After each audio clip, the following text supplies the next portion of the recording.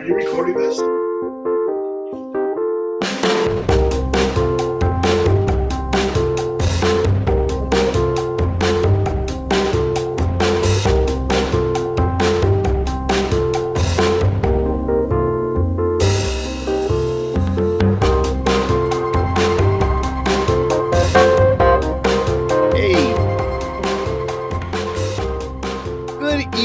Olivians, as we say here in Pittsburgh. Happy Labor Day, and thank you for joining us. This is our VBC Happy Hour.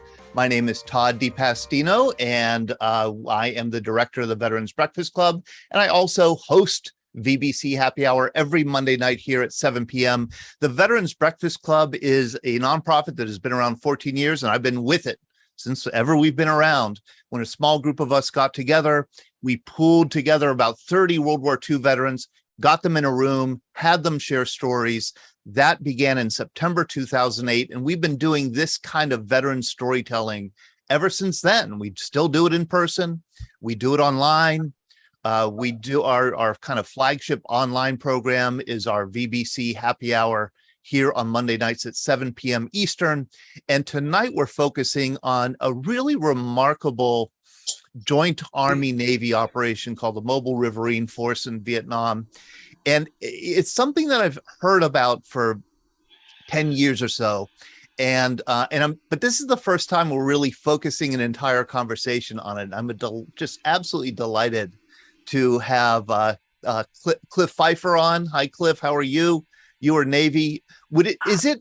Cliff, is it proper for me to call you a river rat, or is that an insult? No, I enjoy that. Okay.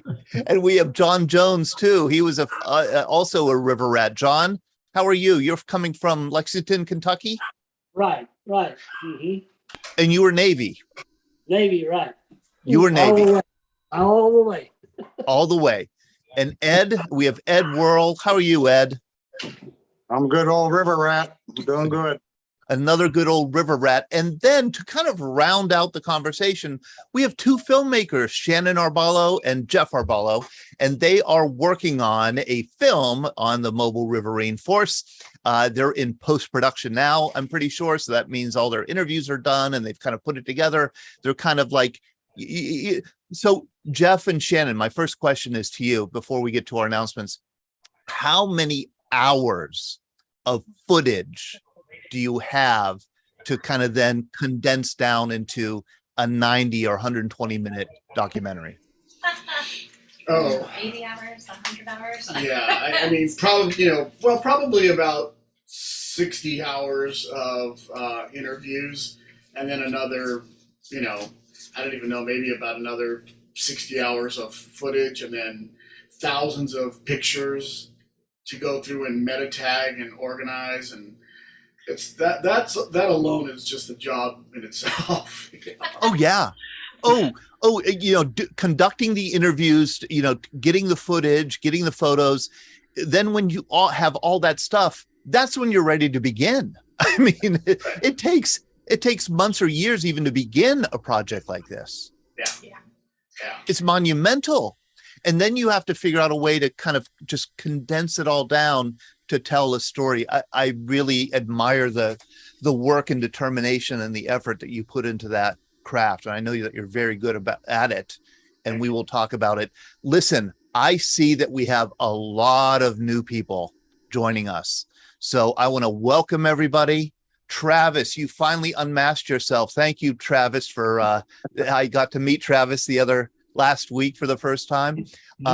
And I suspect a lot of people here who are joining us for the first time are here because they have a connection to the Mobile Riverine Force. So I will be inviting them to share their stories and memories. First, let me, though, make a few announcements. And that is that I will begin with an event that we have coming up on Friday. This is an in-person event that we have going on here in Western Pennsylvania in Penn Hills, which is the eastern suburbs of Pittsburgh. It is a Veterans Breakfast Club event at the Comfort Inn on Rhode Island Road, right off the Parkway there. This is kind of what we spent 12 years doing, in-person events, at least one a week or so. throughout the year, different locations in Western Pennsylvania. We'd get together with an average of about 100 people, veterans and non-veterans. And this is the key, I think, to our Veterans Breakfast Club programming, is that we really want non-veterans to be a part of it. Because the theory is, here's the theory. The theory is that non-veterans, people like me who have never served, but who have an interest in their stories, have a lot to learn from veterans of all eras and ages and backgrounds, branches of service, whether they served in combat or not, wartime or not, no matter what their job was. We want to hear the story, because the idea is this, that when you join the military, you descend into a subculture that is very different from the civilian world, and it marks you, it affects you the rest of your life. And in many ways, it affects you in a really, really positive way that I have found very inspiring to be around. So the theory is that if we get veterans to open up and share a little bit about their service, that we non-veterans will be educated and we will be inspired. And then we've also found that there's a healing quality for veterans to share in sharing their stories. And it's wonderful, I think, for veterans to connect to others on the basis of their service. So that's the mission of the Veterans Breakfast Club, to connect and heal and educate and inspire by having events like the one we're having right now, where veterans share their stories. And we also do this in person. So coming up on Friday, September 9th, we'll be in Penn Hills. Great group there. The breakfast starts at 8:30. The program starts at 9 o'clock. And we do 90 minutes of storytelling, and it's absolutely a blast. I want to let you know that next Monday, a week from tonight, we are going to be celebrating the 75th birthday of the United States Air Force. The actual birthday is September 18th. That's when the National Security Act went into effect, and the Air Force was ripped apart from the Army, and they got to be their own branch of service. So we are going to, Ben Wright, you better be there next Monday. Are you going to be there, Ben? Colonel Ben? I'll be there. Good. Larry Googans, are you going to be there? I see, Larry, I see that you're with us this evening. Oh, Larry's probably eating dinner or something like that. No, I was muted. Yes. Okay. Of course I'll be there. Larry, what makes the Air Force the best branch of service? Wait a minute now. Okay. Well, how about this? As we know, without any branch of service, we couldn't have an effective military. But the reason the Air Force, and Ben, you're going to have to help me out with this, I'm not ready. The reason the Air Force split off with the Army is they realized, after World War II, that an Air Force was required to fight in a war, not just ground troops or Marines or Navy. They had to have the air, and to just have the Army have that whole mission was too much. Of course, they that came to fruition, of course, in Korea, and actually in Vietnam too. If they had let the Air Force loose in Vietnam, of course, I think we all know that the war would have ended differently.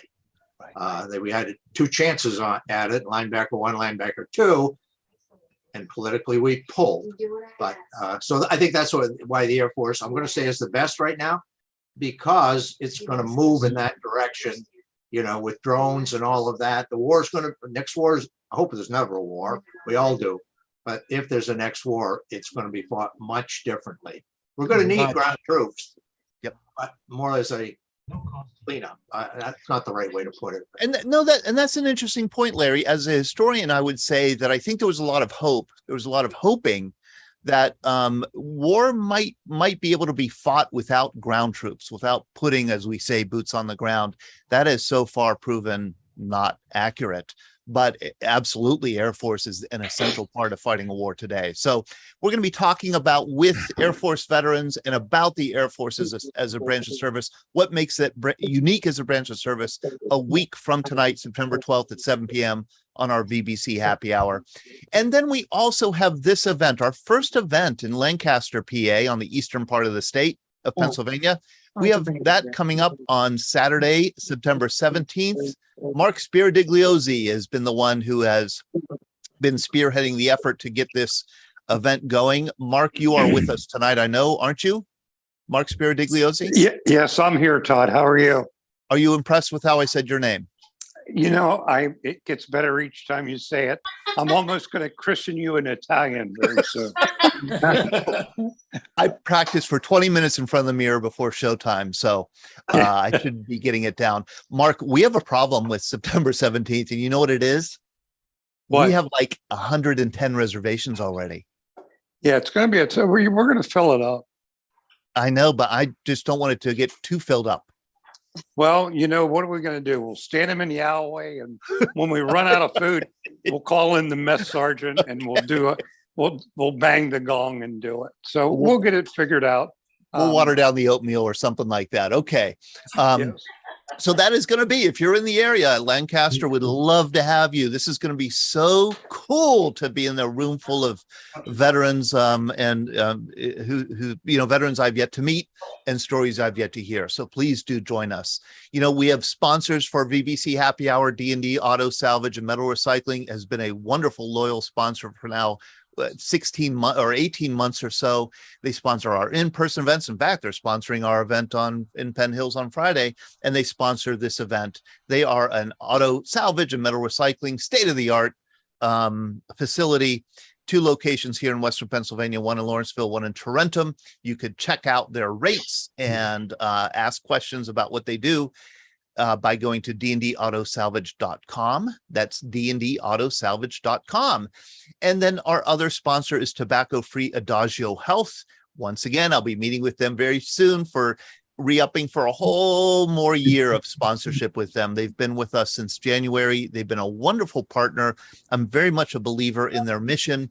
Their mission is, of course, to cut down tobacco use and to encourage people to quit smoking, to educate people about the hazards of tobacco use, and to advocate for policies that encourage safer places to live, work, and play.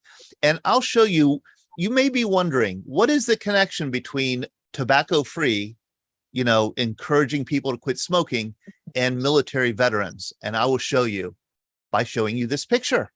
Our very own Cliff Pfeiffer. When was this picture taken of you? That was taken in 1968. And you were what, 12 years old? Yeah, actually going on 18. Going on. So you were not, you had just turned 18? No, I was 18. You were 18 years old. I had just turned 18. Do you know nowadays they probably wouldn't sell you one of those things that you have in your left hand? Yeah. But like I said, you used to get them in the sea rations, and everybody got addicted to them. When did you join the Navy, Cliff?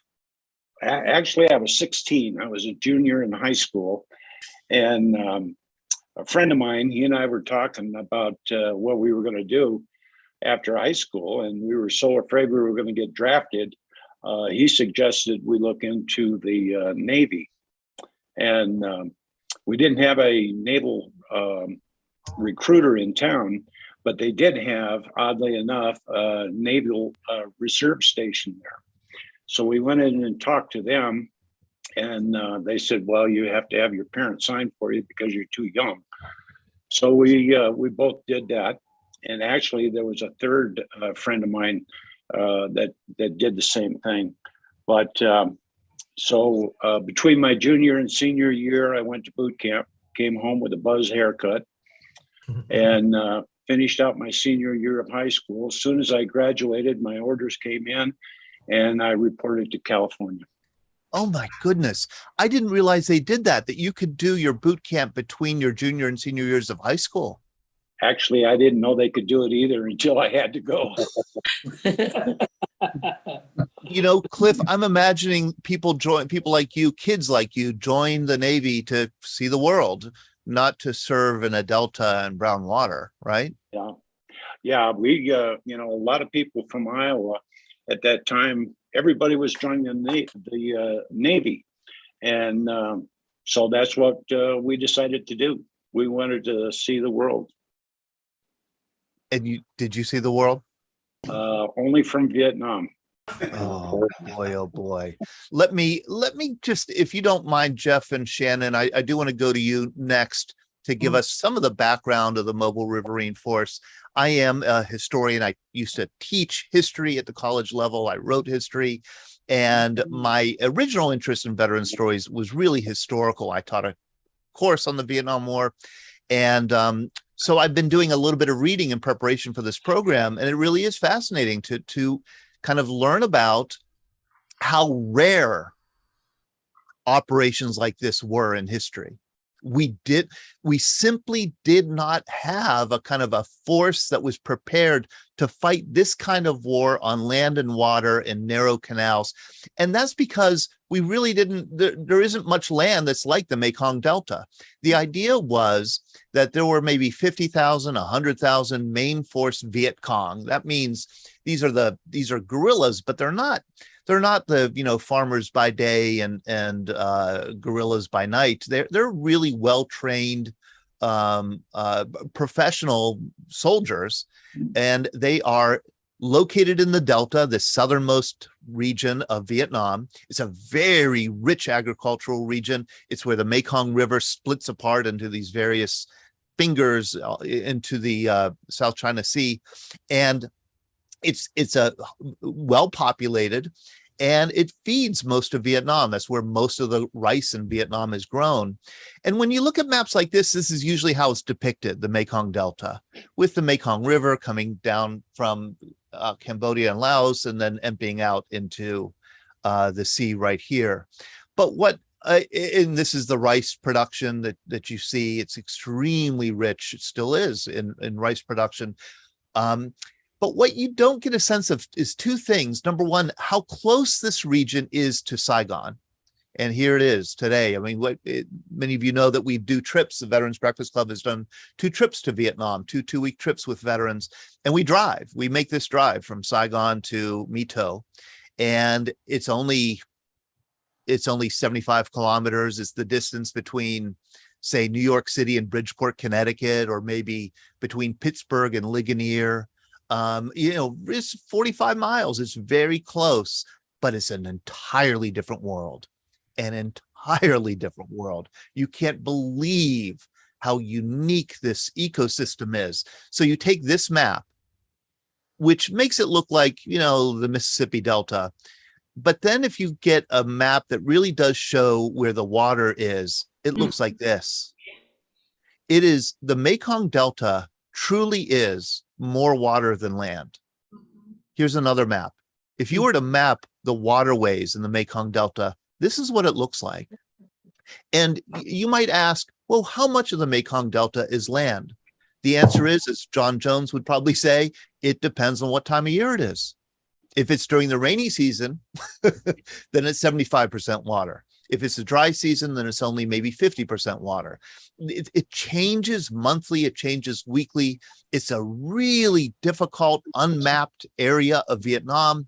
It includes not only wide rivers, but narrow streams and canals that only the local inhabitants know about. We have done trips like this, on our trip. We did a little excursion through the Delta, down little canals like this. There's no way that you would even know that this canal is there unless you're on top of it. I cannot imagine what it's like to have to fight a war there. But because there were so many Viet Cong settled, living in the Mekong Delta region, and I mean, they're running villages, they're running provinces, they have major bases in the Mekong Delta, and they're very hard to get to. In 1967, William Westmoreland, the man in charge of the war effort in Vietnam, decided to go ahead with this unusual joint Army-Navy cooperation, where we were going to get these patrol boats and these specially crafted boats to go in and take the fight to the Viet Cong in the Delta. And they did it from this base that they created. They dredged the river. There was no land to create a base there. There wasn't enough land. So they had to dredge the Mekong River and create Dong Tam Base Camp, which is where the Navy and the Army and actually ARVN also all launched their patrols out of. So that's what we're going to be talking about. These kinds of unusual operations that are conducted from floating bases like this. So let's dig into it. Shannon and Jeff, you've become experts because you had to be, right? In the mobile riverine force. Is how I described it accurate? Is there more that you'd like to add? Yeah, I would say it's very accurate. And, I think what a lot of people, as we started doing the research, what a lot of people didn't know is the very first time that they used the Army and the Navy together was in the Civil War. Yes. And a lot of people don't know that. And of course, I didn't even know that. Mhm. And when we started doing the research and finding out things, then it was really interesting to find out how they started working together and then how that really ended up changing the war because how they were able to get the Army into those areas, So then the next time you have them working together in that capacity on rivers is the Vietnam War. And they've actually considered this the second mobile riverine force, quote unquote. So the first was being during the Civil War on the rivers of the Mississippi. I do think it's interesting, if I can add, if you were to take a little step back and look at the operations that took place in the brown waters, and Cliff, you'll appreciate that. They talk about the brown water Navy, and if you talk to anybody that was on a boat on those rivers, they often talk about how nobody knows about the brown water Navy because we all associate the US Navy with these big ships out on the South China Sea. And my uncle was a Vietnam era veteran and he was on the Midway, so he wasn't on the river. So there's a little bit of a distinction there. But when we were producing Scramble the Sea Wolves, we got, we learned a lot about Task Force 115 and Operation Market Time and how the Swift boats, their purpose and how they started. And it began with them. They drove the enemy forces inland because they were patrolling the coastal waterways of the South China Sea. And once they did that, then it created a need for the PBRs, the river boats, to get up these rivers to prevent the flow of ammo down to the south. Cliff, correct me if I'm wrong. Hopefully I'm just kind of simplifying the what happened here. And, the PBRs were really fast and they could get up these rivers, but they would get pinned. They couldn't turn around and they were sitting ducks. And, I think one of the things that, again, we're just kind of simplifying and high level, there was a need for boots on the ground. Todd, you mentioned that earlier. There was definitely a need for the boots on the ground. The river patrol forces were basically sitting ducks. And these enemy would get sunk down into the Rungsat Special Zone and these marshes, and they just were really well hidden and infiltrated there. And well, it was a job for either the Marines or the Army. The Marines were spoken for up in I Corps up north. So the Army was next at bat basically, and so they had proven that they could cooperate together historically. And it was the U.S. Navy that would basically provide them the transportations, the patrol. They would create barricades. They just really cooperated nicely throughout this. And during Tet Offensive, Westmoreland said that the Mobile Riverine Force together as a unit saved the Delta. I mean, one of the things that we talked about in our interviews is, was there any type of inter-service rivalry that happened? And the answer is no. We worked as brothers. We got the job done. And it was really kind of neat to hear. But I think, like I said, my point with that was just kind of going back to why there was U.S. Navy forces inside the Delta up and down those little streams and canals. It was because there was a need. The U.S. Navy had forced them inland. And most people don't even know about the Mobile Riverine Force. We were talking about this a little bit earlier. A lot of people know about the PBRs, especially because, Apocalypse Now, and that kind of made them a little more famous even. But a lot of people don't even know that the Mobile Riverine Force existed. And then when they find out that they did exist, they just go, oh, yeah, some of those other boats that were in there. And then you start telling them what the Navy and Army did together. And then a lot of people go, wait, I mean, they were actually working together. I never knew any of that. Yeah. And so Yeah. it's it's this untold story, and that's what we're really trying to do here is tell that story and get the It is an untold story. Yeah. And you mentioned the Civil War, and I think that's why they dredged up the Civil War boat. I mean, holy mackerel. Ed, you really served on one of these things. Yeah, you sleep on that steel deck real nice. Look at that. I gotta say, Ed, I've seen some ugly boats in my life. They're not so ugly when those weapons are firing. See, that's it. Tell me what is all this, horizontal bars it looks like over everything? That was to trigger the rockets, the B-40s and the RPGs. But it didn't work. They had heat rounds. They go in one side of the boat and out the other. So that was really ineffective. But we were heavily armored. I got to give a shout out to the 9th Infantry. Those guys, they ran the ambushes. They ran the booby traps. They took the casualties. We were hiding behind armor plate. And we took a lot of injuries, a lot of minor wounds. But nobody died on our boat. And it's because of that armor plate and the heavy armament that we had. Is this a mortar here? That boat does have a mortar. Ours had flamethrowers in that center position. Flamethrowers. So what was I know it is a hard question, probably a dumb one, Ed, but what was like a typical day for you like in the Delta? Well, it varied. We went on a lot of operations. You start in the Mekong Delta, or Mekong River, which is a mile wide. So you're really secure until you turn off into the rivers and the canals and you go to general quarters. You, a lot of times end up in these canals, you'd be rubbing bushes on both sides. When a firefight breaks out, you didn't see anything but gun flashes. Very seldom did you see the actual enemy. And I mean, I hope people were looking at that picture of the boats in that narrow canal. You can't see 3 feet beyond on either side of the canal. I mean, it's such dense vegetation. I just would imagine you'd be sitting ducks out there. You get in a firefight, it's organized chaos. People are screaming in your headphones, weapons are going off, bullets are bouncing off the outside of the boat, the rockets are hitting, whooshing by. It's organized chaos. How did you deal with the fear? I was an angry young man because my dad was an invalid. And I know it sounds weird, but I didn't deal with fear. I was angry. I guess I wanted to hurt somebody. Hurting people hurt people.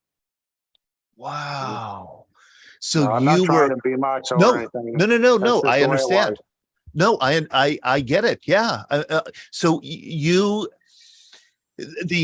overpowering emotion that you were experiencing was youthful aggression or something like that. We were 18, 19-year-old testosterone-filled knuckleheads. And that got you through. And that got you through. Pardon me? And that got you through. Oh, yeah. We didn't, when you're that young and you're in shape and you're aggressive, you love your country, you're not thinking about getting hurt and stuff. You're doing a job, you're fighting for your buddies, you're fighting to survive and get out of there, go home to the world. It's just the way you think. Yeah. There's something else too that I have to. Hey Todd, I want to. My name is Bob Flagg, and I was an Echo Company, 3rd of the 60th Infantry in the MRF. One question I have for you and Jeff is: have you read extensively about Bernard Fall? He was an author who wrote, first of all, Street Without Joy, and then Hell in a Very Small Place. He documents that the French actually had naval support of their infantry in the French Asian War. This was before we got involved. It was called the Descente, and they supported their infantry that way also. Matter of fact, I don't know what the boats looked like. I never saw any of them, but basically, we mimicked what they were doing. Right. Excellent, Actually, Bob. I read the same thing. Yeah, we've Right. heard that same thing. As far as the books you mentioned, I don't believe we have read those. I haven't read those, I but took a note though. but we did. I did read in a few of the other books about the same thing and how a lot of the the tactics and everything were used from the French originally. Even some of the type of boats and stuff. So, yeah, we did, and a few of the guys that we did interview talked about that as well. Oh, their Hey, Todd, boats are even uglier. Hold on, John. I know Yeah, John. you want to see let some me- ugly boats. Yeah, holy Look at the French mackerel. I boats. take back everything I said about the American boats, because look at this. Yeah. There's a French assault boat. There you go, Bob. Oh, John Jones, what were you going to say? I'm sorry. We interrupted you there. Well, I don't know. I was 21 when I landed over there. We absolutely didn't know anything about it. And when we flew into downtown, they told us that if we went out on patrol, that we had to call in to be able to return fire. And our company commander told us, hell we are. You start shooting, then you call in. And says, we're going back, all of us, we was 197 strong with our group. And when we came back with 194. And those three that was wounded were wounded, were not killed. They were wounded, and they sent them back to the States. And you get to the point after a while, be honest with you, you don't give a shit for nothing. That's basically how I feel. Well, what about the fear though? Here's what I'm imagining, and maybe my imagination's wrong, but I'm looking at that metal boat that Ed was in, all that, armor and everything. And I'm imagining the sound of the fire ricocheting everywhere. It's being deafening, explosions happening, loud noises of outgoing fire. And just like, how do you not seize up in fear in that moment? I'll tell you what I did. I feared afterwards. I couldn't light a cigarette. And I know you hate cigarettes, but I couldn't light a cigarette later. Hey, it's not just me that hates cigarettes, Ed. No. I know what you mean. So in other words, you were shaking so much you couldn't light a cigarette. Correct. And part of that is just the adrenaline rush must have been. Right. Yeah, it's adrenaline rush. I've never had a rush like that in anything else, and I don't recommend it, but it's a big adrenaline rush. Did you miss it when you came home? Yeah, I did. Yeah. I've heard that so often. Yeah.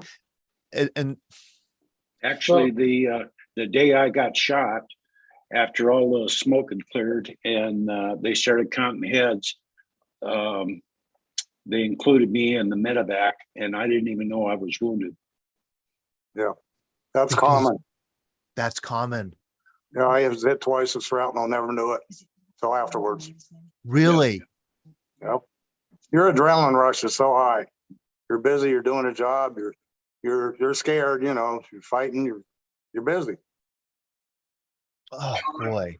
Todd, When I got hit in a gun mount, and 50 caliber gun mount, I blew out the gun mount and I lay on the back of the boat.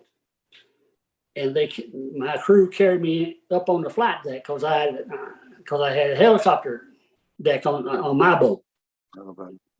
And they picked me up on the helicopter and said, "Where are you wounded at?" And I said, "Well, from my waist down and my arms, face, but I had a flight jacket on and had flight pants on. And I probably got killed if I didn't have those on." You had flak pants and a flak jacket on it. That saved you probably. And they flew me to a hospital outside of Saigon in the swamps. They had a portable hospital there. And I laid there on the stretcher for 6.5 hours while the nurses picked metal out of me.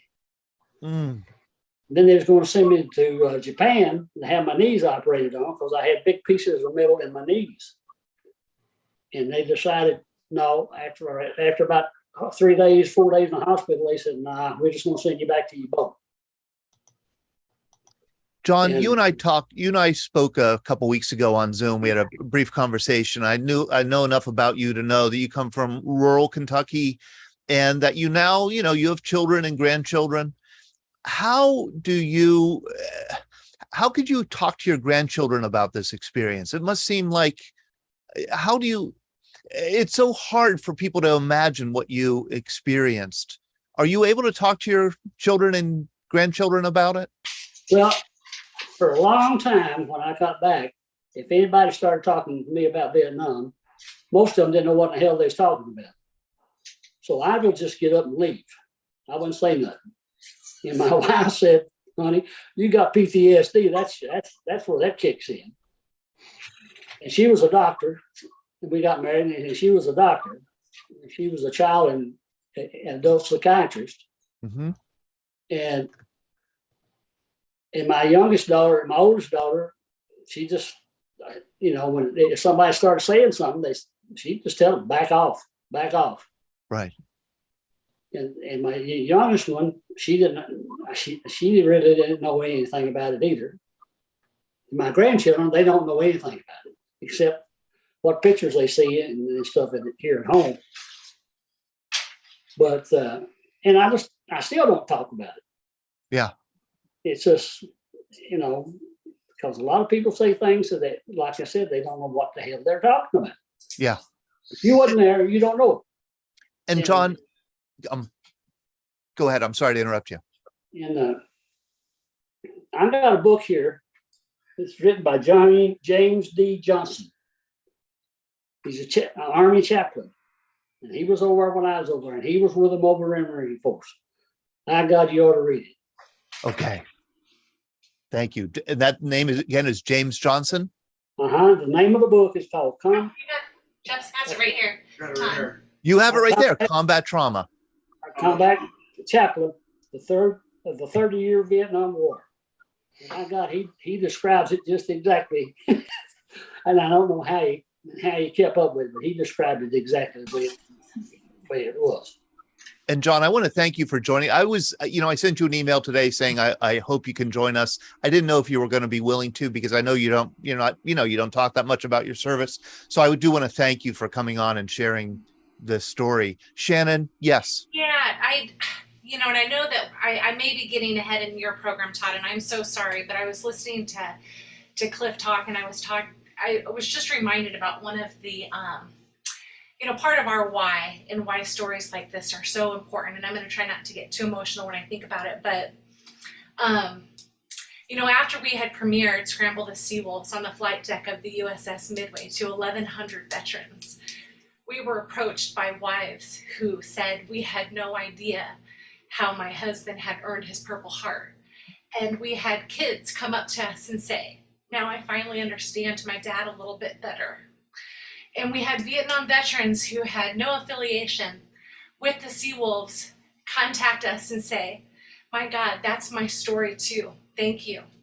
So, I think, and Harry Hahn and Michael Harris with the Mobile Riverine Force are on this program today. And one of the things that we talked about at the very beginning of our production of this documentary is that we understood how important these stories are, and Cliff, your story, and every single soldier story and sailor story, and we never took it for granted. We don't take it for granted that we're entrusted with it. Yep. And we feel called to respect it and care for it, and also share it, so that our nation understands what every single one of you have done in defense and service to our country. Some volunteered, some were drafted, but you were young men at that time. And so anyway, sorry, Todd, I felt like it was appropriate timing based on what Cliff was saying, because your stories really matter. They really matter. And you never know how your personal experience, Cliff, or how that untold story is going to really have an impact on another veteran's life who might have been secretly existing with his PTSD, whether it was moral injury or night flashes, or the ringing in the ears because of the ammo and the guns and the weapons, who's never talked about it until they hear your words and they feel like they're not alone. So it just kind of, on the receiving end of these stories, it makes us feel grateful to be entrusted. And I just want to say to every single veteran that's on this channel is your stories really matter, and it does help to share them. because somebody else needs to know. And we feel like the whole country needs to know about you guys. So that's why we do what we do. Yeah, that's right. And can you tell us a little bit? This is your prior film, Scramble the Sea Wolves, award-winning film, and it's a documentary about this unusual group of flyers, of naval helicopter flyers, an assault group in the Mekong Delta. So this is very much connected to what we're talking about tonight. Can you tell us a little bit about who the Sea Wolves were? So the Sea Wolves were the Navy's first helicopter attack squadron.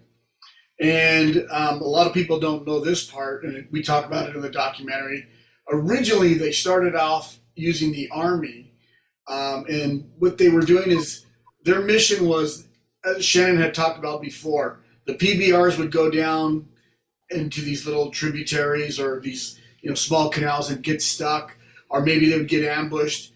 And then, once they were trying to turn around and get out of there, a lot of these guys were killed. I think it was one of every 50%. three PBRs was killed in action. So these guys would, they were getting decimated. So they decided, hey, we need some kind of, fast action, Close air support. close air support that these guys can come in and help out when they get trapped. So they started out originally with the Army, and then at some point they decided, hey, like the Army's busy with some other things. This is really a job for the Navy. Not only that, the Navy guys, a lot of the times when they were getting stuck, it was at nighttime.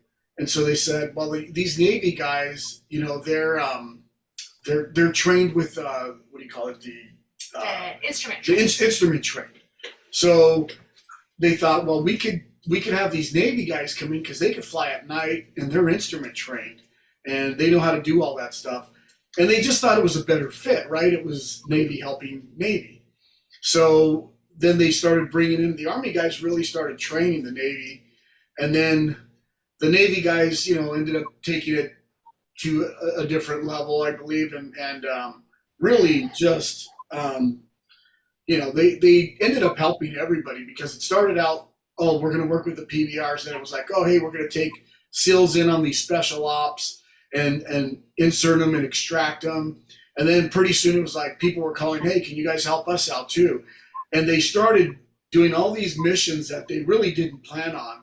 They were assembled and disassembled in Vietnam. So they were never in the United States, not even one day. Nobody really knew about them. They became the most decorated squadron in naval aviation history. And they also have an award for the most decorated in the Vietnam War. And then, of course, the Mobile Riverine Force, which is a great story, is like one of the highest decorated, right? So, Right. They're two amazing stories. And anyway, so the Sea Wolves just did a job, and it was kind of sad because about the Vietnam veterans, they come home, nobody's really congratulating them. They're called a bunch of names. Less than a hero's welcome. Right, less than a hero's welcome. But then, not only that, the Sea Wolves would tell them, so this is what I did in Vietnam, and they'd go, yeah, the Navy never had a helicopter attack squadron. And then they would tell them they were liars and all that. And I have a quick story. So I was getting my car fixed. There was a gentleman sitting next to me. Find out he used to train Navy SEALs, and now he's a professor at a university. And his specialty is he's doing history, and Vietnam is his specialty. So I said, oh, so then you know about the Sea Wolves? And he said, oh, a submarine group. And I said, no, the HAL 3 Sea Wolves. And he goes, HAL 3 Sea Wolves. I said, yeah, they were a Navy helicopter attack squadron. And he said, no, the Navy never had a helicopter attack squadron. I said, oh, yes, they did. And he goes, no, they didn't. I said, yeah, they did. And he goes, well, who do you think knows better? Me, the history professor, or you, the filmmaker? And I said, well, I'm about to give you a history lesson. and I had the trailer on my phone, and I showed it to him. And when the trailer finished, his jaw dropped on the floor, and he said, I'm embarrassed. Oh, that's great. Because Vietnam is my specialty, and I know nothing about these guys. Oh, yeah. And so, and that's why we're doing the Brownwater guys with, you know, the mobile Riverine force as well, because like Shannon said, we know how important these stories are. That's right. We That's know right. we know what it means to these guys. When you find out, when you get a comment from a family member that says, my daddy's walking a little taller these days because you know what I mean? Like, Shannon, don't make me cry. I don't. I know. Come on. We just met Todd, but I'm actually, Mike and Harris can attest. I don't know. I kind of wear my emotion on my sleeve, but this is personal for us. It matters. Yeah. You know, we're not filmmakers. I mean, we understand how important it is. We care about this. Yeah. If you guys could reach through the screen and grab me and shake me to tell me how important this is, you would do so. And you are preaching to the choir, sister. I mean, absolutely. That's what, I mean, I'm not a veteran. I don't come from a military family. These stories are just treasures to me. And I completely understand. We have some wonderful stuff going on in the chat. First of all, Marine Brad Washabaugh uses proper grammar. And he says, how can one watch this documentary? I like it, Brad. Instead of how can you watch the documentary? How can one watch it? It's because these Marines are so trained in grammar in boot camp.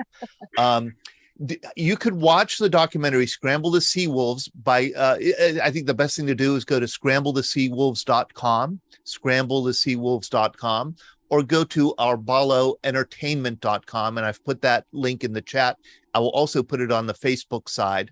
Ben Wright, you have a wonderful suggestion, and I'm going to one-up you. Ben says when the Mobile Riverine Forest documentary comes out, we should have a screening here on Zoom and have a discussion with vets afterwards.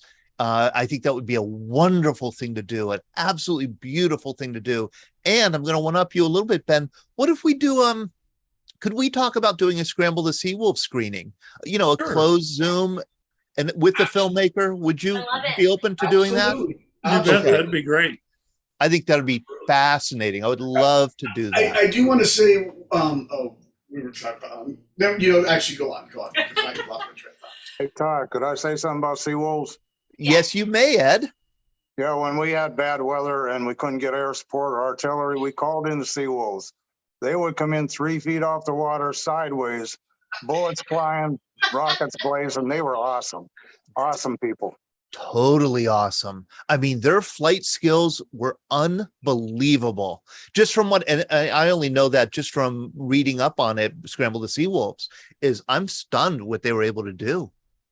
Yeah, I think They were awesome.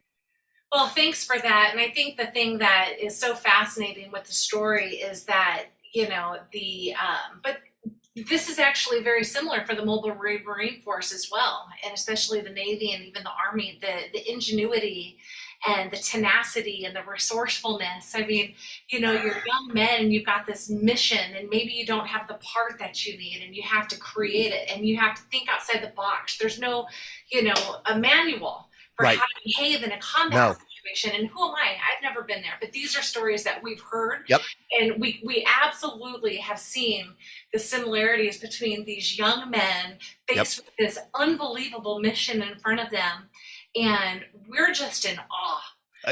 Trusted with it. You know? They're inventing it as they go along. It's on-the-job training. They're fighting a war that hasn't been fought since 1863, and they're reinventing it on their feet. It's just amazing to me. I want to do two things now. I want to show, we showed the Monitor, that lovely boat that Ed was on. This was the kind that Cliff was on, right? This is what you call a PBR, or a patrol boat river. Is that what it's called? Yes, it is. But that's a PBR. I was on a Tango boat. Oh, so this is okay. This is not a Tango boat. Yeah. These are the guys that got all the press. Yeah, these are. This is the sexy boat here in the Riverine Force. Do we have anybody here who was on a patrol boat like this? Maybe Michael, maybe Harry, Han. I'll give you a moment. Oh, hey, John DeLallo, you were Air Force. You weren't on one of these. No, but I had the absolute pleasure of talking to Cliff Pfeiffer. And Cliff will tell you, It took us 3 hours Oh, I know it. to get to a 1 hour interview. And I just do want to put a plug in. I am absolutely positively certain that Sean Hall will agree with me. John Jones, for example, I can just hear the reticence in your voice about talking about your experiences during the Vietnam War. I'm one of the interviewers for Veterans Breakfast Club. Believe it or not, I can actually listen. I know people find that hard to believe, but Cliff and I, and a lot of it was due to the fact you get only 1 hour on Zoom, and I had delivery guys coming in, a new bathroom going in for Kathy, and which is done.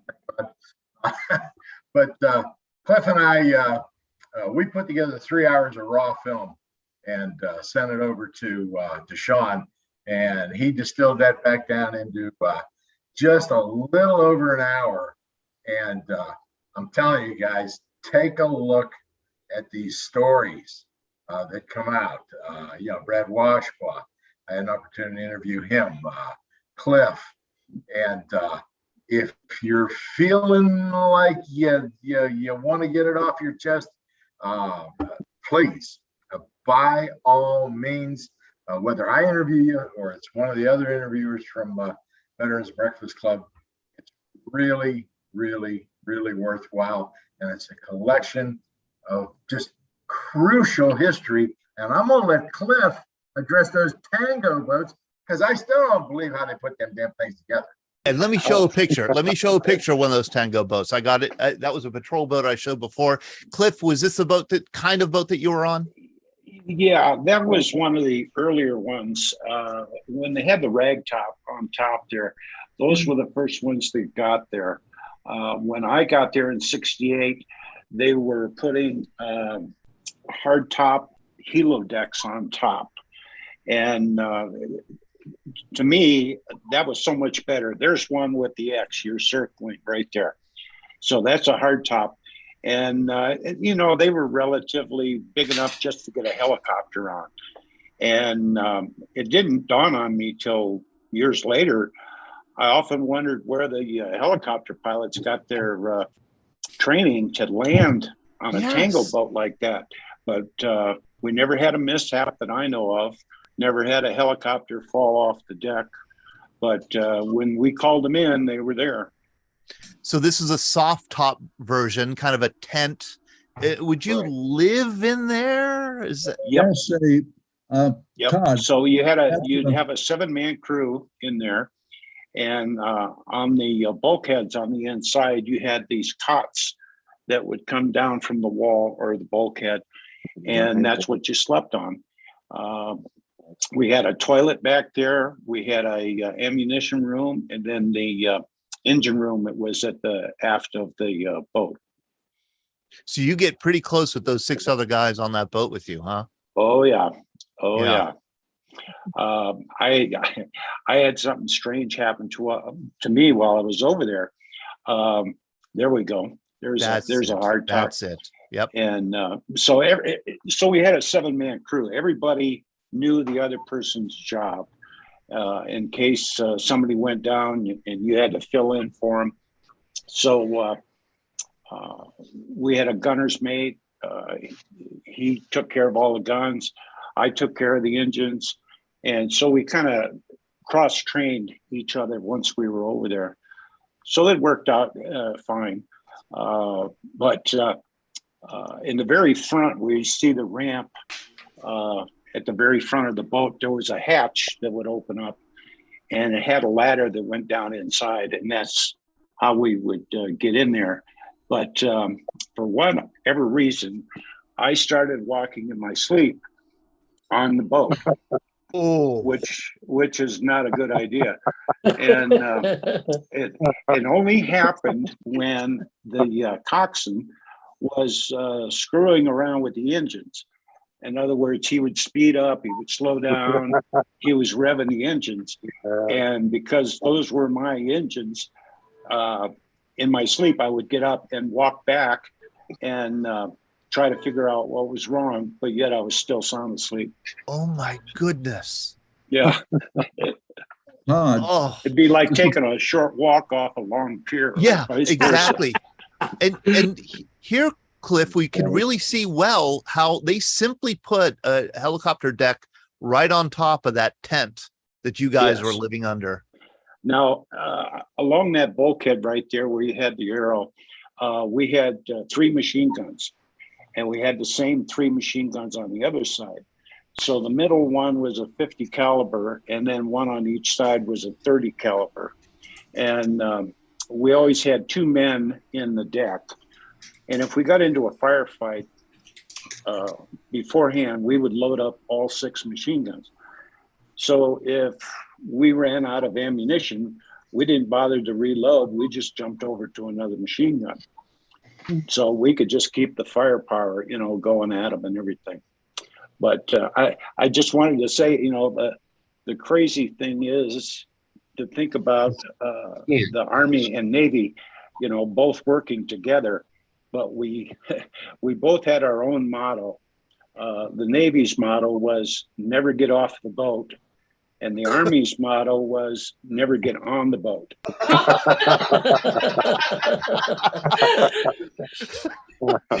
Can I say something to that? Sure. So, when we were doing the interviews, a lot of the Army guys would tell us, man, we would be on these boats going down these rivers, and you could almost touch the bushes. And we were thinking, these Navy guys are No, insane. honey. Yeah. Come here. They can't hear you. See. I could hear, we actually can hear you, Douglas. Here, I'm going to mute you here. All right. There we go. So they were saying these Navy guys are insane because they're confined on this boat, and there's nowhere for them to go. And if people start firing at you, there's nowhere to go. I mean, that's it, right? You're stuck on this boat. And they said, we could not wait to get off those boats. We just wanted to get off those boats. And then we would interview the Navy guys, and they were saying, oh, man, I was so glad after when we would drop those guys off, we were thinking they're going into this mud, and these guys, they would come back 3 days later full of mud, their feet all rotted. And they were saying, I never wanted to go do that. And I was so glad I was on that boat. So each one of them, could understand the other guy's thing. Right. Hey, and I see all these new names and faces. Bob Flage, why don't you say what you want to say? Then I want to go to Douglas Ogden. I'm going to call out some of these people who I know are on and probably veterans. Bob, yes. Yes, I've got one question for Jeff. I was one of the initial donors, and I forgot what they told us that we would receive. Is a disc of that the film going to be one if you were a 250 donor? Yes. Okay, great. Okay, regressing back to talking about having fear.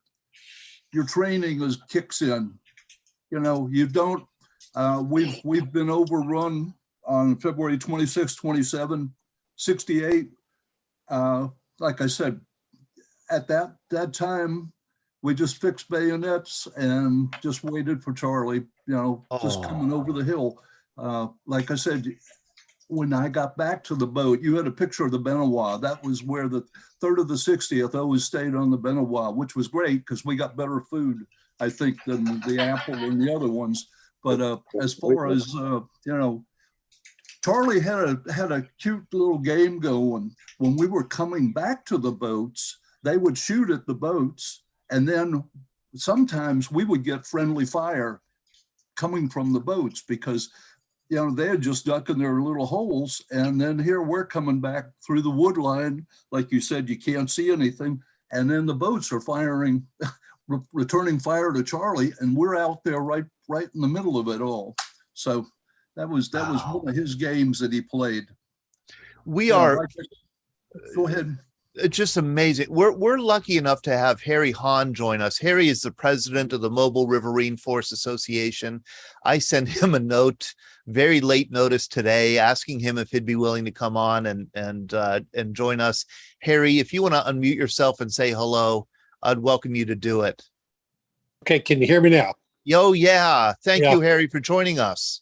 Yeah, well, good evening, and it's fun to join this group.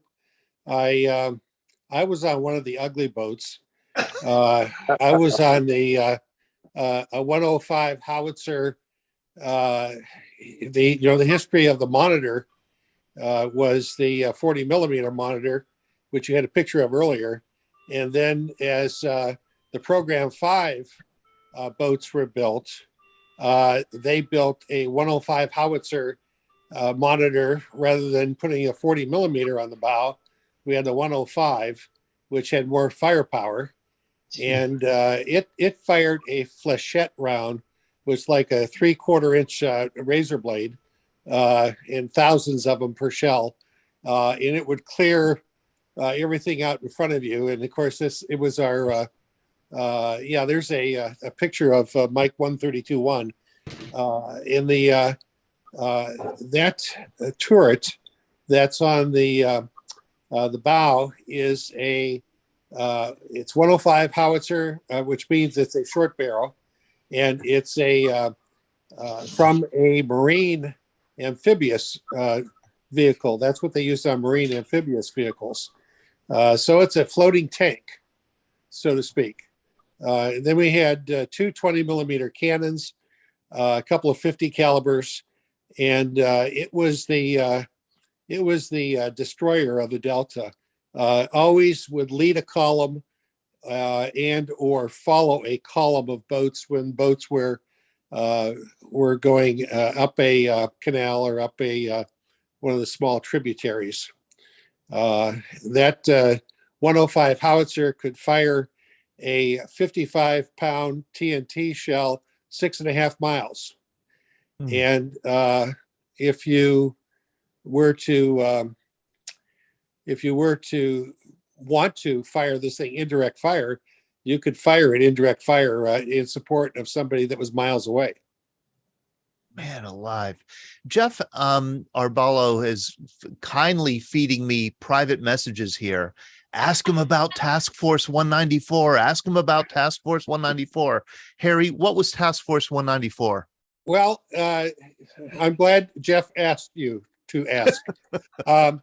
Yeah, one of the things that's not very well known, and even to people who served earlier in the Mobile Riverine Force, is that Task Force 115 was swift boats, and then Task Force 116 was PBRs, and Task Force 117 was that combined Army-Navy group, which was known as the Mobile Riverine Force.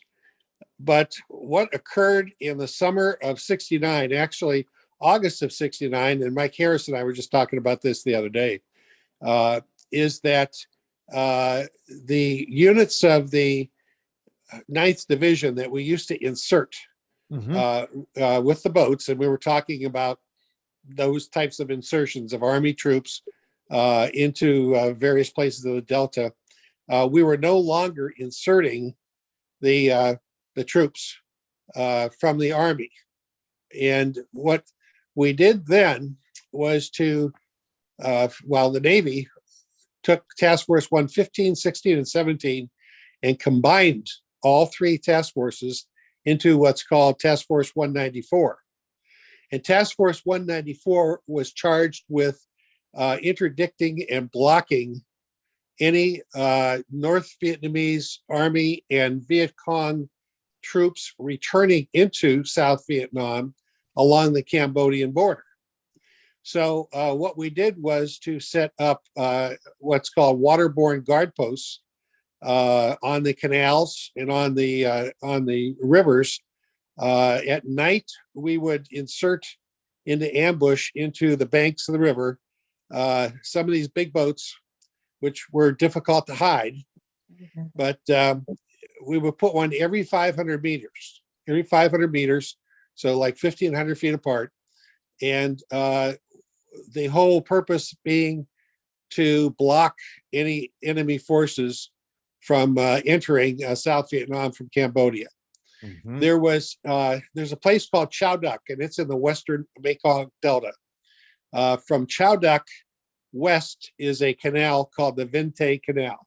From Chow Duck east is a canal called the Grand Canal. And combined, there was hundreds of miles of canal. And Task Force 194 would have a boat every 500 meters on both of those canals for hundreds of miles.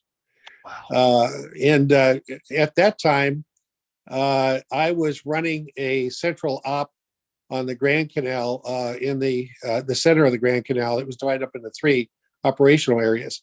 And I think there's about 35 or 40 boats that were in that operational area.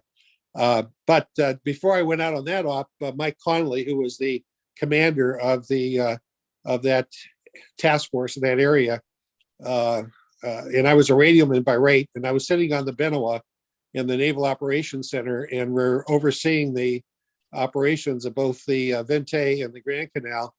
And he looked at me one night about 2-3 o'clock in the morning, and he says, "Harry, what's it feel like to be running the biggest naval operation since Korea?"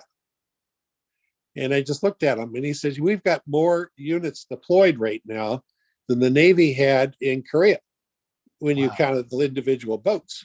But each one of those little boats would get into a skirmish because they had to go, the Vietcong or the NVA had to go through the boats in order to get to the other side of the canal. It was impossible for them to cross the canals without going through the boats. So that ended up being into some hellacious firefights. And the Task Force 194, that's also in the Swift boats. You know, the Swift boats, which was Task Force 115, were originally tasked to be out in the ocean and be, you know, just a mile or 2 offshore and interdict enemy traffic. But Task Force 194 brought the Swift boats up into the rivers. And of course, the PBRs were always on the rivers, but it was a combined force. And we would work with PBRs and Swift boats to provide this huge blocking force. Marty Chavez asks here in the chat to have you say how far the boat would move backwards when you shot that 105. Sideways if you're firing it, you know, to the side. But the 105 dry without anything, without any ammunition on it, it weighed in at about 90 tons. With 255 rounds of 105 in the bow, just right underneath that turret in the magazine, and with the 20 millimeter and 50 and everything else on there, it weighed about 110 tons. So there was 20 tons of ammunition on that boat. Oh my goodness. I want to take a little bit of a commercial break here just to remind people that this is the Veterans Breakfast Club. I'm Todd DiPastino, and we do this program every Monday night at 7 p.m. We welcome participation. Anybody who wants to join us for any event is welcome to come, and we do hope you do come again. You know, one of the problems that we have with the Veterans Breakfast Club is that our storytelling programs are 90 minutes. And so we can never get to all the stories that are in the room, whether it's a Zoom room or whether it's an actual room like we're going to have on Friday in Penn Hills. So we always invite people to come back. We usually end up planning another program. I mean, I'm guessing that we're going to do another program on the mobile Riverine force. So what I'm asking is that please do stay in touch. If this is the first time you're here, Harry or Marty or Mike Harris, I hope you'll join us again. I have a few other announcements. We do trips. Our next trip coming up is in October next month. We're going to go to Boston for the 225th birthday of the USS Constitution, the oldest ship in the Navy, one of the oldest ships still around.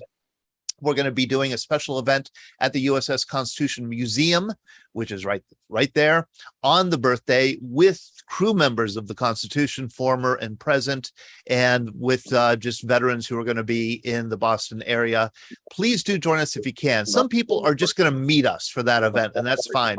Other people are going to fly with us from Pittsburgh. Other people are going to drive from Pittsburgh and stay in the same hotel as us. So, you know, if you can get there, let me know. We'd love to have you join us. I also want to let you know that we have a blood drive, Vitalent. is used to be the Central Blood Bank of Pittsburgh, and they are doing a blood drive. Veterans Breakfast Club. If you donate a pint of blood, VBC gets $15. You got to use code D062. So I think Cliff could afford at least 3 or 4 pints. I think that will get 3 or 4 times the amount. So also we have coffee. From our trips to Vietnam, we've fell in love with the coffee in Vietnam, and we have this arrangement with Bamboo Bob Coffee. They work with 12 farmers in Vietnam, coffee farmers. We buy the coffee, we sell it. We end up getting $2.89 a pound when we sell it. So it's wonderful coffee. I just had some this morning. You can go to veteransbreakfastclub.org and order the coffee. Also, this is the big news. Our new magazine is going to the printer this week. We publish a quarterly magazine where we take the stories that we've heard online and in person, and we publish it. I'm a writer, so that's what we do. We turn the stories that we hear here at VBC Happy Hour and turn them into written stories. We do it 4 times a year. It's a quarterly magazine. Our fall issue will be coming out in a couple weeks. We send it to 7,500 households, and then we print up another 7,500, and we ship them around the country just to have people like Cliff. I know Cliff is going to be distributing some. Yep. And this is the advertising that we do. This is the marketing that we do. Most of the people who join us because they've picked up one of these magazines somewhere. So if you do not get one of these in the mail, it's because we don't have your address. Please let us know. You can email me at todd@veteransbreakfastclub.org. That's Todd, TODD, @veteransbreakfastclub.org. And then finally, we have a feedback survey. And this is 3 simple questions. It'll take you 90 seconds to answer. What did you think of this program? What did you like or not like about it? How can we improve? That's what we're asking. And we really read these and follow up on them very closely, because we're constantly looking to improve the programming, improve what we do, cover subjects, cover veterans that we haven't covered before. So please let us know. All right, I got those out of the way. We still have a lot of veterans here that I want to say hello to, and have them just introduce them. Douglas Ogden. Douglas, are you a mobile Riverine force veteran? Oh, Yeah, I'm there. Can you hear me? Hey, Douglas. Yes, I can. Yeah. Thank you. Not originally. I served in IUWG, the Inshore Undersea Warfare Group in Quin Yon, and we were not initially in the group, but Mike Harris got us involved. So this is my first time with you. I was there from 69 to 71 with that group. 69 to 71. And we have Alan Breiniger. Alan, are you a Riverine veteran? Yes, I am. I was with the first group of sailors going in 1967, January 1967. Geez, so you were one of the first. Yep. So we saw a lot of learning. We started out using the Vietnamese boats that you talked about earlier, because our boats were not ready for us. They came in about 3 months after we got in country. And so we had to experience, interestingly enough, those ugly boats, which you said were uglier than the ugly boats. Their call sign was Hogback. And it fit the description. So you were truly, Alan, you were a guinea pig in a sense. I mean, you're there, and this is what I read just today when I was reading about truly like trying things out to see how it went. And when you try things out in war, people get hurt, people get killed. Did you know any of that at the time, that this is a pioneering venture? Well, we knew it was pioneering, and when we went through training, we didn't have any of our original boats to train on. There weren't even any models available, so we trained on regular landing craft, which were the LCM-6, which are the base for these boats. But They weighed 28 tons. Okay, the ATC weighed 26 or 56 tons, so double the weight, and they handled differently. They went a lot slower. The training that we had were basically amphibious tactics, which were full throttle, run into the Yes. beach. We tried that. We learned very quickly that if you do that on mud, you end up sliding sideways. So we learned very, very quickly. And the original boats had no provision for the helicopter decks. The first helicopter deck was put on as a trial, and I think it was July 4th or 5th. They had the first landing of one of the OH-23 helicopters on one of the ATCs to prove the concept. So there was a lot of learning. Every mission you learn something, and it was learn as you go. Amazing. Kenneth Leone, are you also a mobile Riverine vet? Yes, I am. How about that? Army or Navy? Army, A Company, 3rd of the 60th. Finally, we get to an Army guy. Tell us the Army perspective on this whole thing. Well, just like they said, some days was good, most days were bad. Were you eager to get off those boats, or did you like those boats? I like to get off because one of those RPGs came in and hit inside. That metal was bouncing off the sides. You wanted to get off until you got off and you were up to your hips in mud and water. Then it was back to the same old grind again in 100+ degree weather all day long. And I have a picture. I want to show you. Yeah, please do. There's the Tango. Yep. And there's me. I don't know if you can tell. Oh, we can see it. Are you wearing the boonie cap? Yep. Yep. And see what's on my boonie cap? You have a pin. I can't tell what it is though. It's a cross. It's a rosary. Oh my. What units are you in, Kenneth? A Company, 3rd of the 60th. Oh, okay. Well, we were brothers then. I was Yes. the Echo Company, 3rd of the 60th. Yep. And unfortunately, some in that picture are not with us anymore during the war. And one is from Buffalo, and he got one of those $1 million wounds, thank God, and was sent home. I have another picture of what we look like today. And if you don't mind me showing this. Oh, wow. There we are today at one of the Mobile Riverine Force reunions. And most of my platoon, my squad, are at these reunions. The guys that I hump the paddy with. Yeah. It's amazing. And I should mention, and I want to share the website for the Mobile Riverine Force Association site, because it is, it's really well done. And I don't know who's responsible for it, but it's extremely well done. And it's obvious that you guys are extremely active and a tight-knit group. How do I say this? I enjoy the reunions immensely, especially as we grow older. Yeah. If you go to mrfa.org, you will see the website. Extremely well done. Mike Harris, do you have anything to do with the maintaining of that website? Well, how did you know that? I don't know. You seem like you're on the ball here.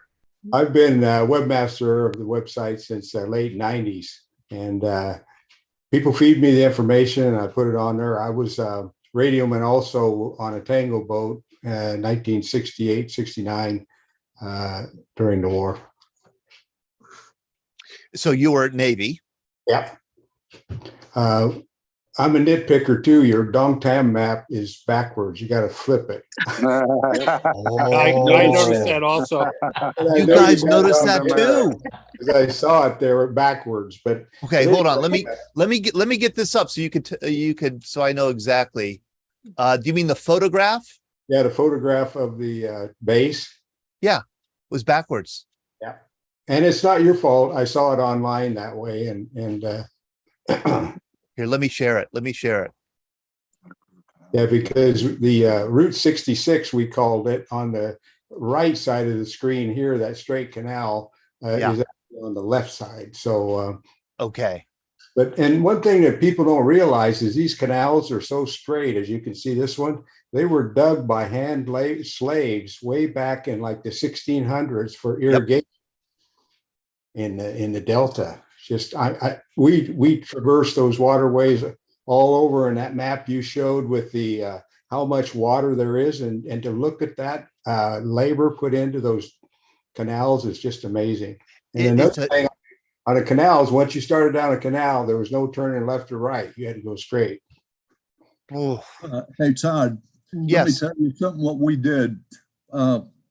We used to have to pull berm duty when we weren't out on the boats. Well, I was there in 67, 68, but out there at the entrance coming into the bay where the Navy kept the ships and the work and ever repair work, there was a tower there, a guard tower. And it was like, I don't know, 40, 50 feet tall. You couldn't get up to it. There was a rope, but at the bottom end, there was no way you could get up there. Every time we went out there with our bayonets, we noticed some cracks around the base of that thing. And we started chopping every time we went out there. And that tower fell in the bay. And we're worried about, have we blocked the bay up now? But apparently it didn't affect it. But when I was on guard duty, we knocked that thing down. It was, like I said, it just fell over. It was right on the edge of the berm there, and just fell into the canal. Greg Yost, you've had your hand up for a while. Do you have a question or comment? Yes, I thank you. I jumped in a little late, and maybe some of you guys were getting to something here just at the end here in terms of the training. And since this crew was so small, 7 people on a boat, did you guys all train together?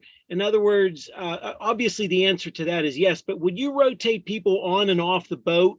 Or did you need to know those people so well that when you had to replace someone, you would have to go back for more training? Or did someone just sort of come into live fire training? Was the crew that tight that you all 7 people knew each other from way back in training, or did you sort of rotate like many normal Vietnam units did? Great question. Go ahead.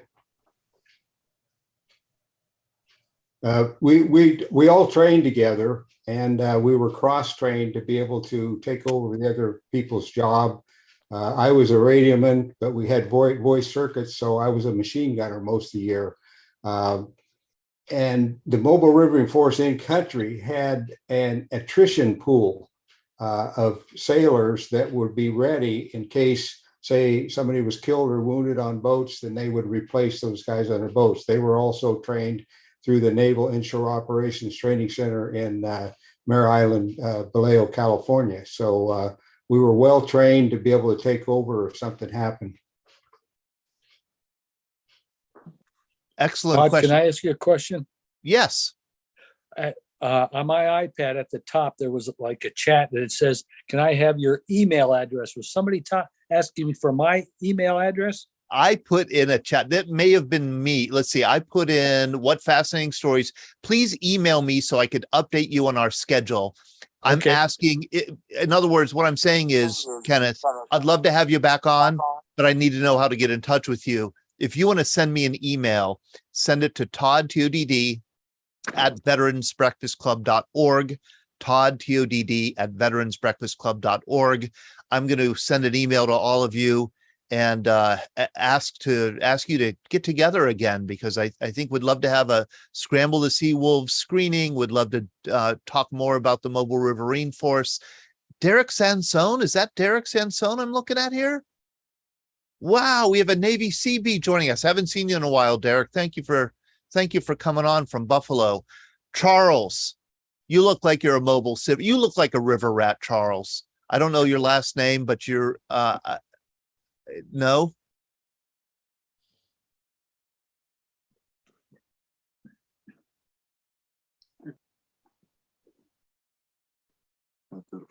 Oh, I'm Army. Charles, you were Army. 9th Infantry Division. I was 9th MP Company. We went with y'all on special ops. Oh boy. How much of only part of the 9th Infantry Division was part of the Riverine Force, correct? Oh, virtually all of it would have elements that would work with the MRF. But it depended. Most of them were battalions and whatnot. The only time I ever rode with y'all was with tangos.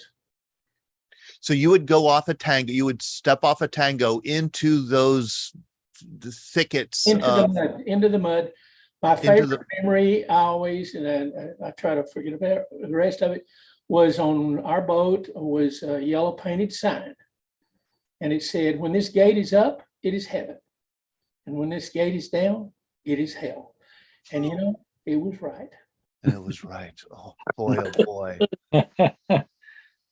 David Niff, is that your name, David, there? I don't recall meeting you before. No, I have not. It's David Sniff, just like a cold. Okay, and you're a vet. Yes. Army, Navy. Navy corpsman. Navy corpsman. Yeah. So you were tending to those men when they were hit. I was based on a USS Tutuila, which seldom gets referred to, but it was an ARG-4 tender. So we did a lot of the boats tied alongside. We had every kind of repairman that you could think of aboard. We had 400 guys. We had a half a dozen corpsmen. We had a doctor. We had a surgeon, which was very beneficial. Yeah. Every once in a while, we'd get somebody helicoptered to our ship and take care of them if we had to, which we would, because they'd be near death most of the time. So I was there 66, 67. I'm an old timer. And we left, or I got shipped back before TET, which is good. David, what was the name of your ship again? USS Tutuila. It's long become Razor Rays, but it's spelled Tutuila, called the Toot, Toot. Got it. I'm going to look that up. In the Mekong, it was in the mouth of the Mekong River. Right. In Vung Tau. In Vung Tau. Okay. Got it. Heard it. Marty Chavez. Hi, how you doing? Good. How are you? I'm doing fine. I was in the Marine Corps. I was in Vietnam in 1965, 66. And I was in artillery, the 105s. And that's why when Harry was talking about a 105 mounted on the riverboat, my eyes just went wide open. I said, wow, I never knew that. And Cliff Pfeiffer invited me, and he and I are in the same Vietnam Veterans of America group. So he's trying to get all these guys to log on. And I said, okay, I'm gonna get on it today. But it's really fascinating.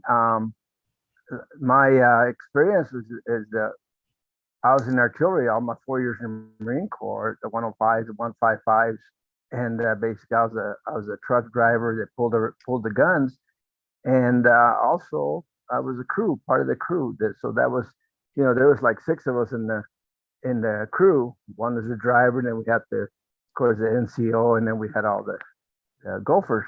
And but it's very interesting about the 105 being mounted. And what struck me is that when we fired our guns on the ground, it was a towed. So in other words, they were the split tail 105. So the I'm trying to think of the name that we call it. It's been a long time, but anyway, they dug into the ground, and when you fired that 105, it would shake and it would move back. So that's why my question to Harry was, how far when you fired the 105, would it send the boat backwards or sideways or whatever? I was just curious about that. Yeah, the recoil of that thing. The recoil, exactly. Well, the recoil is probably a little bit different on a board ship compared to ground, because when in the ground, it's already dug in after you fire your first round. It digs in the trails that dig in into the ground. In a board ship or a boat, I imagine it just moves it like crazy. And Marty, you're a Marine, so I'm guessing that you were stationed in I Corps up in the northern part. Yes, up north. Yes. Yeah, near Yeah. Actually, we shipped out of Camp Pendleton, and you can go for another time, but we shipped out of Camp Pendleton in August of 1965 as with the First Marine Division, and the whole kit and caboodle. I mean, they just put us aboard ships, and we took off, and but it's we ended up in Okinawa, and they had plenty of artillery in Vietnam at that time. So when we were in Okinawa, they made us into a special landing force. And what we did after we left Okinawa, we went to the Philippines, dropped off our guns, and we did amphibious landings into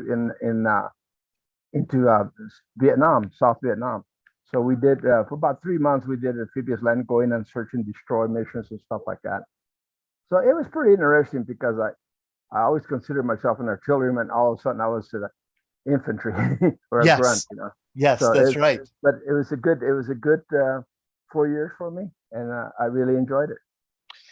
And you know what, this program reminds me that when people talk about the Vietnam War, they really should talk about the Vietnam Wars, because the war in the Delta was so different from the war at where you were in I Corps, which was different from the war in the Central Highlands, which was different from the war where John Krall, who I see, who was in the 25th Infantry Division. John, you were in the that area northwest of Saigon, and that was a different kind of a war. At Cu Chi, in the Cu Chi area. And that's why I think it's so important to have these kinds of conversations where we dig into the very specific experiences that each group of veterans had. Do we have any? I know that we have other veterans here. I'm looking at the clock. It's 8:30. This is Harry. Can I answer the question on the recoil?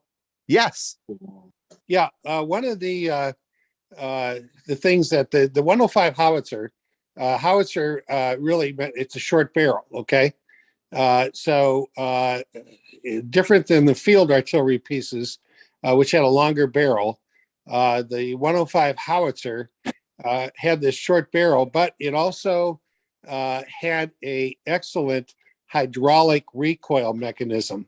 So what would happen is when the 105 would fire, it would of course go back. The barrel would go back into this hydraulic recoil mechanism, and the one of the gunners in the mount, their job was to watch a rod on the cylinder, because if the cylinder was back far enough that this rod was protruding past a certain point, you had to stop firing the gun, because the recoil mechanism would not work and the gun would come off the mount. Oh my gosh. They told us not to fire when we went to a Marine training for that gun at Camp Pendleton, and they told us do not fire more than 5 rounds a minute. And we had one loader that this kid could load that gun so fast, you could fire that thing as fast as you wanted to, just about. He could load the 105 shells in there, and we could sometimes get 7 or 8 rounds a minute out when you were in real close contact and you required that firepower. But again, if that recoil mechanism was not working properly, you had a problem. That gun would come off the mount. But to be honest with you, the monitor was so heavy, being around 100 ton, that when you would fire that thing, yes, it would shake the boat, and yes, it would push it a few degrees, in elevation, or push it sideways, maybe a few inches. But the boat is so heavy, it wasn't going to push it sideways to the point like the USS Missouri doing a broadside with the 16-inch guns, Right. I see that Mike Harris says here in the chat that the Mobile Riverine Force Association is having a mini reunion in Coronado, California, beginning on Wednesday. So that's in 2 days. And I imagine you could go to mrfa.org. That's mrfa.org, and learn about it if you could make it. I'm going to extend the program for a couple reasons. And one of them is to go to Randy Pete, who I believe is going to share with us an actual river rat. Randy, could you show us your river rat? I see it perched in front of your camera here. I'm intrigued. Can you unmute yourself and tell us a little bit about this little guy? I stink. Jeff and Shannon, do you know Randy Pete? The name sounds very familiar. Randy, let's see. Okay. Okay. Here we go. I'm going to spotlight this for everybody. There we go. Ah, look at that. Wow, that's cool. That's very cool. Where does one buy? Oh my God. That's a perfect birthday present for the river rat in your life. Well, that is just too darn cute. Oh, is that great? The Mekong Delta Yacht Club. Randy, you're a member? Oh, yes. And you're a river rat yourself? Oh, yes. I love it. I love it. Thank you so much for joining us tonight. Hey, 68, 69. And you're Navy? Yes. Okay. What kind of a boat were you on? Tango boat. A Tango boat. 132-12. I was, the head gunner's mate. Was in the rear turret, Mark 19 mount. Mm. Boy, oh boy. Okay. Yeah, Randy should tell us about the Mark 19. If it wasn't discussed before, the Mark 19 is, this is Harry, and a shout out to Randy. Tell us about the Mark 19, Randy. Okay, Randy. Yeah, tell us about it, Randy. Well, it was I would say a new developed gun, shot a 40 millimeter grenade. I think out to 350, 400 yards in an automatic mode. My understanding, as I recall, the training was we could cover a football field with shrapnel in about 3 or 4 seconds. Mm. So it was kind of an ideal gun for that conflict. The ones that we first got also required a automated loading system because the bullets, the shells were heavy. And some of the guns did not come through with the loading mechanisms. So we had to make, adjustments accordingly. So I ended up with a 20 millimeter cannon in my mount. And I believe I was the only, in Riverine 13, the only 20 millimeter that was in a Mark 19 mount. But that's what I ended up with. I fired, I think we had to keep track, maybe 4,000 rounds through that gun with no failures. I love that gun. Man, fantastic. Before we go, I want to invite people to donate if they'd like to the film project, to Shannon and Jeff documentary on the Mobile Riverine Force. They could do it through the Mobile Riverine Force Association, which I believe is serving as fiscal sponsor for this project. You could send it to Frank Jones. Here is at 9 San Marino Parkway, Fenton, Missouri, 63026. And I'll also put this information in the chat. I imagine that people could also maybe donate online through the mrfa.org. I think they can. And I thought only through the mail. We don't accept online. You don't accept online. Okay. Yeah, only through the mail. We are a 501c organization, so it's tax deductible. Harry, do me a favor, and I could do it also, because I do have your email address. Can I put your email address here in this chat so that if people want to donate to the project, they could contact you and you could send them the address? Yes, absolutely. And as Jeff and Shannon would tell you, We are looking for corporate sponsors. Yes. And Jeff and Shannon have a relationship with KPBS in San Diego, where they have already have said and that they will air the MRF documentary and have contributed to the documentary.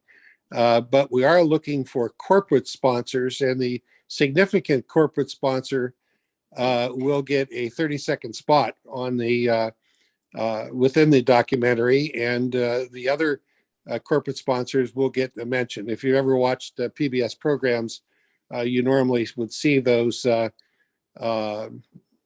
sponsors noted within the program. And they did such the Arbalos did such a great job with the Seawolves documentary that we know that our documentary will be just as successful, and we think that this is an opportunity for a corporate sponsor to jump in there and provide a significant contribution to the airing of the Mobile Riverine Forest documentary. Well, let's give potential donors and sponsors a sense of what they'll be supporting with the Mobile Riverine Forest documentary. Let's end the program by showing the promo, the highlight reel, the promo reel. It's about 4 or 5 minutes. If you don't, the Arbalos, how about if I share that? Is that all right with you guys? Sounds great. Thank you. All right, let's do that. Let's close out by sharing this, and so you can get a sense of what the film is about. Here we go.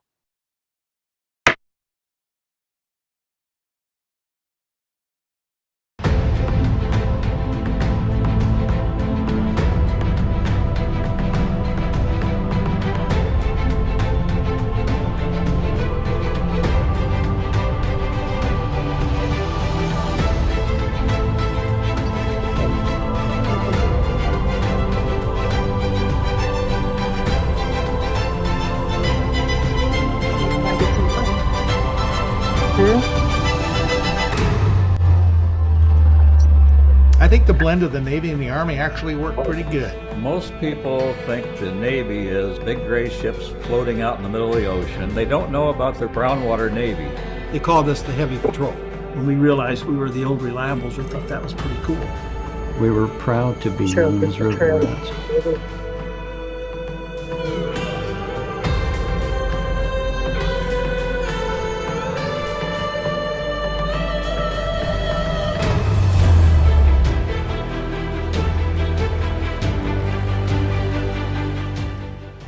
First time since Civil War that the Navy fought on rivers. The ASPB, as it was called, or Alpha Boat, put out the sweep gear, and you'd have two of them on the leading the column of boats down the river, sweeping the river banks for command detonated mines. The sweep gear was designed to rip the cable before the rest of the boats got there. We're going to live on Navy ships. We're going to move the whole battalion of the area of operation. The operations that we went out on at that point in time was probably the most dangerous thing you could do in the Navy. Heavy and slow. Ask anyone. You weren't getting anywhere fast. The Viet Cong would fire at the boats, and then the boats would return fire, and all this is going on over your head. You didn't know what was on the other side of that nipple palm. You didn't know what was going to happen. And any day, you could be the casualty. The Navy moved the infantry around, such we all had to work together for mutual survival. I think that the brotherhood created in battle is like none other. You talk about brotherhood, we would have taken a bullet for each other. Most of the time when we carried troops, it was the 9th Infantry Division, but it wasn't always just the 9th Infantry Division. Sometimes we would go out by ourselves. Sometimes we carried Green Beret, Navy SEALs. Each Tango boat would go out on a night mission, maybe at 8 o'clock in the evening, and wouldn't come back until 4 or 5 in the morning. One of the transits that we made was 19 hours. The Army provided fire support, 105, 151 millimeter guns. The reason that the 9th Infantry Division was reactivated was Viet Cong were in charge of the Mekong Delta, and they brutalized the people. So we trained specifically to be part of the troops to fight in the Delta. We became part of the Mobile Riverine Force. That's where the real deal was. Combat will change your mentality. You can't see them because they're in the ground. And you're standing knee deep in mud, sometimes the water halfway up your legs, you know, doing through this hot sun and stuff. You never get a chance to dry out, even in a dry season. There's no place to hide. There's really no cover.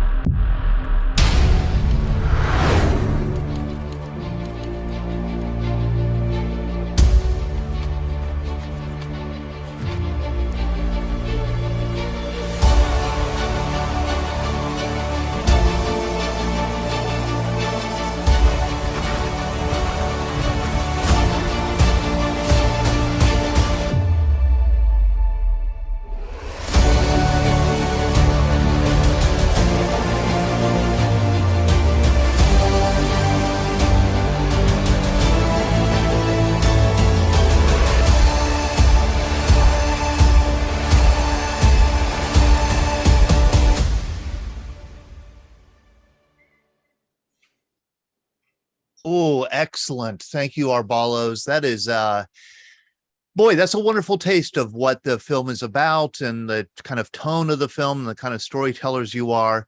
I can't wait to have a screening here and maybe a conversation with veterans who are in the film here on VBC Happy Hour. And I also I will be in touch with you, Jeff and Shannon, about scheduling a Scramble to See Wolves. Oh, who do we have here? Randy Pete, you have a river rat. River rat patch there. Thank you very much for sharing that. Hey, I know that we're over time. Jeff and Shannon, thank you for joining us and for allowing us to share that bit of footage. I will follow up with an email and we'll get something scheduled. I want to thank everybody who joined us tonight. Please do join us again. Would love to have you on again. Just send me an email, Todd, TODD, at veteransbreakfastclub.org. Cliff, thank you for recruiting Marty to join us. Marty, thank you for joining us. It's so terrific. Thank you, everyone. Ed Whirl, John Jones. All right. I hope to see you next week. Enjoy the rest of your Labor Day. Okay. Take care. Bye-bye. All right. Bye-bye. Good night.